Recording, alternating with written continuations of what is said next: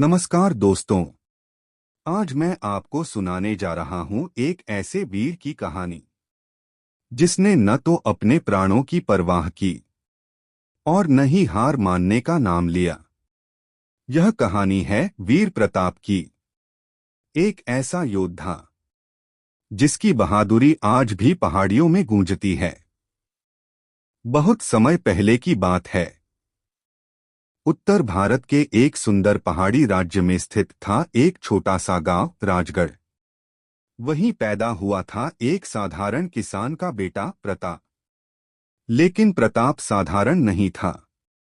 जब दूसरे बच्चे खेलते, प्रताप लकड़ी की तलवार लेकर जंगलों में अभ्यास करता। उसके मन में एक ही सपना था, एक दिन वह भी अपनी मिट्टी की रक्षा करेगा। गांव के बुजुर्ग अक्सर कहते, इस लड़के की आंखों में कुछ खास है, यह एक दिन महान बनेगा। समय बीतता गया। प्रताप बड़ा हुआ, मजबूत हुआ और निडर बना। और फिर एक दिन राजगढ़ पर एक बाहरी आक्रमणकारी राज्य ने हमला कर दिया। वो राज्य बहुत शक्तिशाली था। उनके पास घोड़े थे, तलवारें थीं और एक क्रूर सेनापति खानजादा। उसने कई गांव जला दिए, लोगों को बंदी बना लिया। राजा की सेना हार रही थी। राजा निराश था। तभी दरबार में प्रताप आया। वह घोड़े से उतरा और राजा के सामने झुका।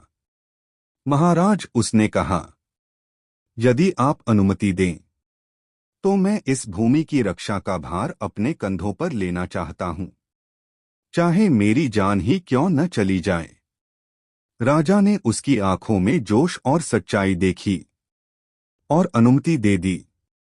प्रताप ने गांव के कुछ युवा बहादुरों को इकट्ठा किया। वो कोई सैनिक नहीं थे, बस किसान, लोहार और चरवाहे। लेकिन उनका हौसला था अटल। उन्होंने रात दिन तलवार चलाना सीखा, घोड़ों पर सवारी की और जंगलों में छिपकर युद्ध की रणनीति बनाई। और फिर आया वो दिन जब राजगढ़ की मिट्टी पर अंतिम युद्ध छेड़ा गया। दुश्मन की सेना बहुत बड़ी थी, लेकिन प्रताप और उसके साथी भी पीछे हटने वालों में नहीं थे। जैसे ही युद्ध शुरू हुआ, प्रताप की तलवार बिजली की तरह चमकी। हर वार में आग थी, हर चीख में प्रतिशोध। उसने सैकड़ों दुश्मनों को ढेर किया।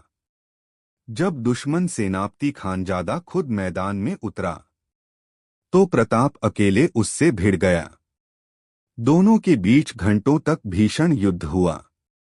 तलवारें टकराईं, धरती कांपी, आसमान पर धूल छा गई और अंत में प्रताप ने अपनी आखिरी ताकत लगाकर